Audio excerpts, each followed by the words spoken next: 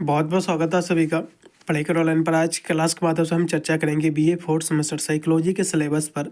Psychology के syllabus में आपको पढ़ना है, पेपर का आपका इसमें जो टाइटल रहेगा, अब नॉर्मल साइकोलॉजी क्या होती है, इसको असामान्य हम मनोविज्ञान कहते हैं।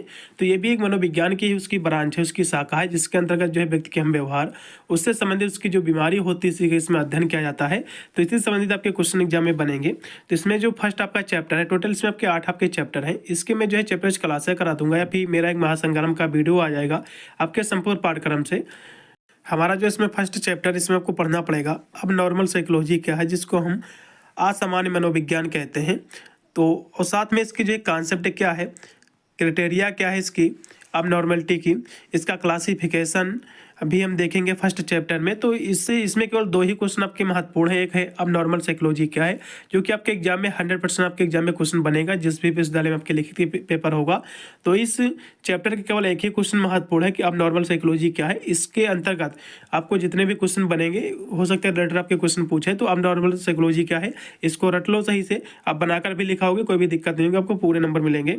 फिर हमारा जो दूसरा चैप्टर है, इसमें आपको पढ़ना पड़ेगा कि एंजाइटी क्या है, एंजाइटी डिसऑर्डर, जिसको हम कहते हैं चिंता विकार, इसकी क्लिनिकल पिक्चर एंड एटियोलॉजी ये क्या है, और जो है जनरलाइज एंजाइटी डिसऑर्डर क्या है, फोबिया क्या है, और पैनिक जो है डिसऑर्डर क्या है, और आपका ऑब्सेसिव कंपल्सिव डिसऑर्डर जिसको हम ओसीडी कहते हैं। तो ये सब जो है इसी के अंतर्गत हम इसके जितने भी आपके डिसऑर्डर दिए हुए हैं, सब आपको जो है सेकंड आपके चैप्टर में आपको पढ़ना पड़ेगा। तो इसमें सबसे ज़्यादा जो है चिंता विकार क्या है, एग्जाम में क्वेश्चन फंसता है, और इसमें पूछता है जीएडी, जिसको हम कहते हैं जनरलाइज एंजाइटी डिसऑर्डर। ये भी क्वेश्चन पिछले 2-3 सालों में ज़्यादातर रिपीट हुआ है। और जो है पैनिक जो है डिसऑर्डर भी पूछा गया है। फोबिया के बारे में एक बार आपको पढ़ लीजिएगा, ये क्वेश्चन आपके एग्जाम में फंसेंगे।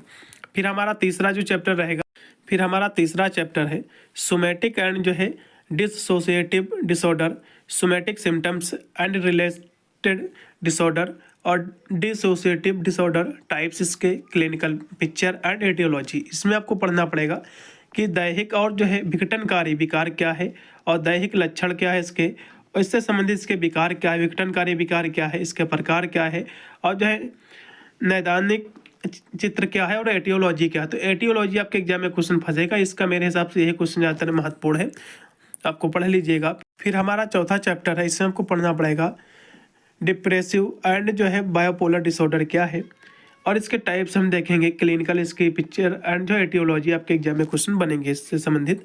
तो इसके बाद आपको पढ़ लीजिएगा। इसमें जो सबसे ज़्यादा महत्वपूर्ण क्वेश्चन है डिप्रेसिव एंड जो पोलर जो डिसऑर्डर है, इसके बाद आपको पढ़ लेना है। फिर हमारा पांचवा जो चैप्टर रहेगा, इसमें आपको पढ़ना साइजोफेनिया क्या है। साइजोफेनिया आपके एग्जाम में क्वेश्चन फंसेगा, जो कि इसमें व्यक्ति को मत भ्रम हो जाती है दूसरे व्यक्ति से कि हाँ ये हमारे लिए व्यक्ति एक मत भ्रम, या फिर ऐसा कह सकते हैं कि दूसरे व्यक्ति पर शक करने लगता है कि मेरे लिए अच्छा नहीं है। तो ऐसी एक दशा उत्पन्न हो जाती है व्यक्ति में। तो साइजोफेनिया क्या है, इसके बारे में आपको पढ़ लीजिएगा। ये क्वेश्चन की 100% की गारंटी आपके एग्जाम में फंसेगा। एक अब नॉर्मल जो है साइकोलॉजी क्या है, साइजोफेनिया भी क्वेश्चन हर साल एग्जाम में देखने को मिलता है। तो साइजोफेनिया के बारे में आपको पढ़ लेना है, इसके टाइप्स क्या है, इसके प्रकार, इसकी क्लिनिकल जो है पिक्चर एंड जो एटियोलॉजी आपको पढ़ लेना है इसी के अंतर्गत आपको। फिर हमारा जो चैप्टर रहेगा 6, इसमें आपको पढ़ना है कि लर्निंग क्या है और डिसेबिलिटीज क्या है। लर्निंग यानी जो सीखने संबंधी जो विकलांगताएं हैं, इसके बारे में हमको देख लेना है, जैसे कि पढ़ने लिखने और जो है अभिव्यक्ति और जो है गणित संबंधी जो विकार होते हैं, इसके बारे में आपको पढ़ लेना है।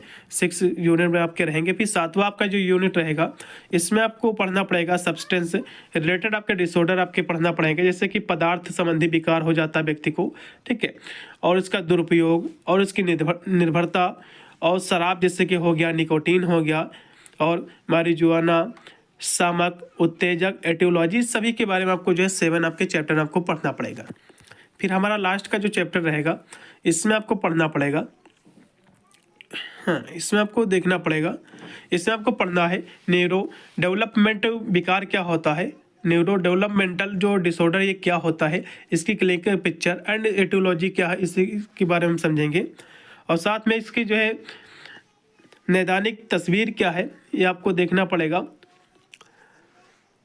और भी इसमें जो है सक्रियता विकार क्या है, अति सक्रियता विकार, जिसको हम कहते हैं हाइपर जो है एक्टिविटी डिसऑर्डर कहते हैं, ये भी इसी के अंदर आपको पढ़ना पड़ेगा। और है ऑटिज्म स्पेक्ट्रम विकार क्या है, ऑटिज्म स्पेक्ट्रम डिसऑर्डर क्या है।